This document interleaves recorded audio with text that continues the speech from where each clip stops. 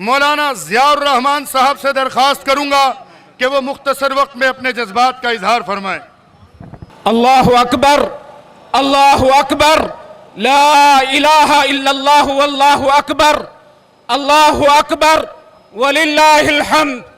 عظمت صحابہ دراصل اللہ تبارک و تعالی کی توحید کی سربلندی کے لیے ہے۔ اگر صحابہ اکرام کا انکار کر دیا جاتا ہے تو نبی اکرم صلی اللہ علیہ وسلم نے جو بدر کے موقع پر کہا تھا پھر اسلام کا کوئی وجود نہیں رہتا، پھر اسلام کا کوئی وجود نہیں رہتا۔ الحمدللہ اہل حدیثوں، آپ کو مبارک ہو کہ آپ نے ثابت کیا ہے اور اہل کراچی نے ثابت کیا ہے کہ حب صحابہ میں اہل حدیث کسی سے پیچھے نہیں ہے۔ آج الحمدللہ اللہ تبارک و تعالی آپ کے اوپر فخر کر رہے ہوں گے، اللہ تبارک و تعالی آپ کے اوپر فخر کر رہے ہوں گے فرشتوں کے درمیان میں۔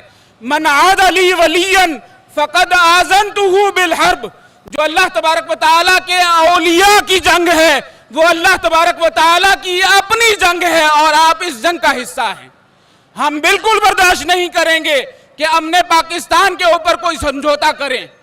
پاکستان کی بنیادوں میں ہمارا خون ہے۔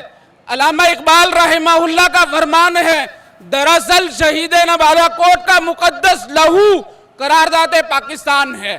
ہم پاکستان کی بنیادوں میں ہیں، ہم اسے کبھی بھی عراق بننے نہیں دیں گے، ہم اسے شام نہیں بننے دیں گے، ہم اسے یمن نہیں بننے دیں گے، ہم اپنی اخلاقی اقداروں پر ضرب نہیں لگنے دیں گے، ہم صحابہ اکرام پر تان نہیں ہونے دیں گے۔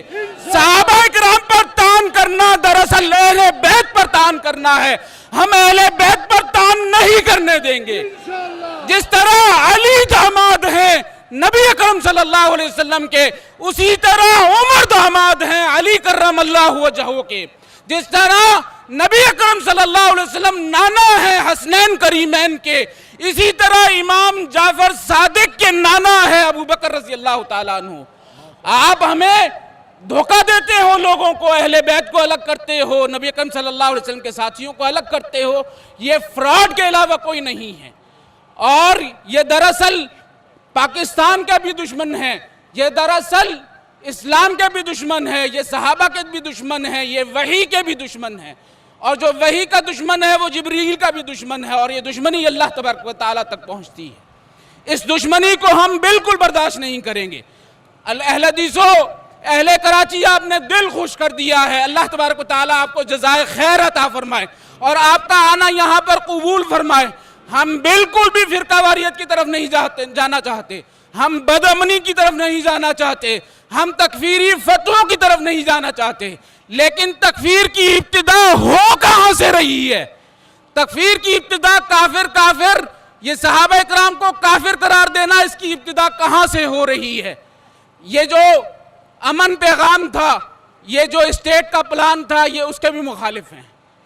پاکستان کے تحفظ کے لیے، اسلام کے تحفظ کے لیے، صحابہ اکرام کے تحفظ کے لیے، اہل بیت کے تحفظ کے لیے، اور نبی اکرم صلی اللہ علیہ وسلم کی وحی کے تحفظ کے لیے، اور نبی اکرم صلی اللہ علیہ وسلم کے تمام جو ساتھی مومنین ہیں ان کے تحفظ کے لیے، اپنی نمازوں کے تحفظ کے لیے، صراط الذین انعمت علیہم میں انبیاء کے بعد اگر ہمیں کسی کا خیال آتا ہے تو وہ صحابہ ہے۔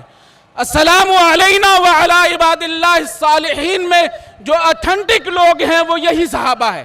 آپ ہماری نمازیں ختم کرنا چاہتے ہیں، آپ ہمارے اسلام کو ضرب لگانا چاہتے ہیں، اس کے اوپر کوئی سمجھوتا نہیں ہوگا، کبھی نہیں ہوگا اور کبھی برداشت نہیں کیا جائے گا۔